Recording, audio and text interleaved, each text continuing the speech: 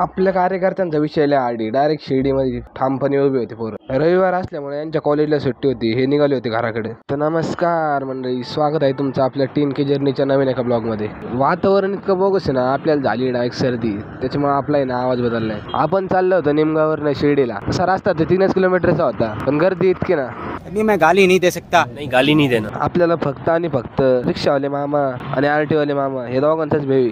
कारण की एक मामा कट मारितो आणि दुसरा फाईन मारितो. घेतली मग पटकन गाडी पार्किंग करून. शिर्डीमध्ये पार्किंगला जर गाडी लावायची म्हणलं तर 50 रुपये चार्जेस राहते. आपण तुम्ही का म्हणून टेन्शन घ्या, तुमचा भाऊ आहे ना जिवंत. ही मोठी टाकी आहे ना, हा हीच मोठी टाकी. हिच्या खालीच आहे ना गाडी पार्क करून टाकायची, कोणी काहीच बोलत नाही. फक्त अशा ठिकाणी लावायची का आपल्याला परत काढता आली पाहिजे. जर आलंच कोणी म्हणलं इथं का म्हणून गाडी लावली तर त्याला भक्त मानायचं नाही. जास्त नमस्कारीचा विषय सोडा आणि तेवढं फॉलो बटन दाबा. निघालो मग द्वारका माईकडे दर्शन करायला. तर मंडळी कसं आहे आपल्या शिर्डीतलं वातावरण, कमेंटमध्ये सांगा या गार्डनमध्ये कोण कोण आलेलं इथे. रविवार असल्यामुळे इथे इतकी तुफान गर्दी होती ना, उभं राहायचं जागा नव्हती. म्हणलं चला मोठा पटावा. आणि तुम्हाला तर माहिती आपण आपली जागा स्वतः निर्माण करत असतो.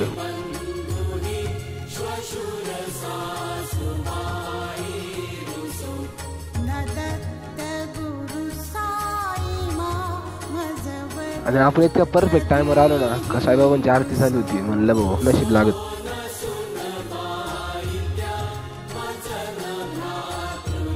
जितके भक्त द्वारकामाई दर्शनाला होते त्याच्यापेक्षा जास्त बाहेर होते. आणि मंदिरातले ते वेगळे, ते उगाच म्हणत नाही ना दिवानं की भीड वाचती दरबार किस काय.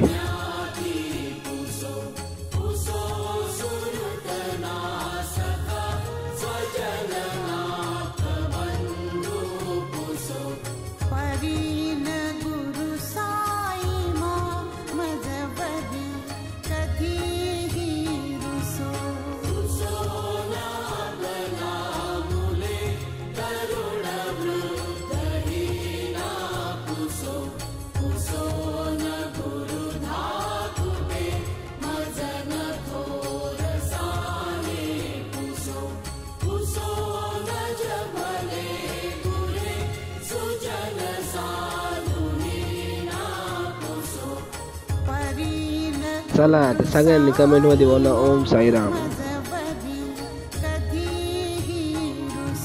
ह्याच्यावरती काय लिहिलं तेवढं सांगा बरं. ते आपल्याला इंग्लिश येत नाही ना, म्हणून आपण मराठीत ब्लॉग बनवतो.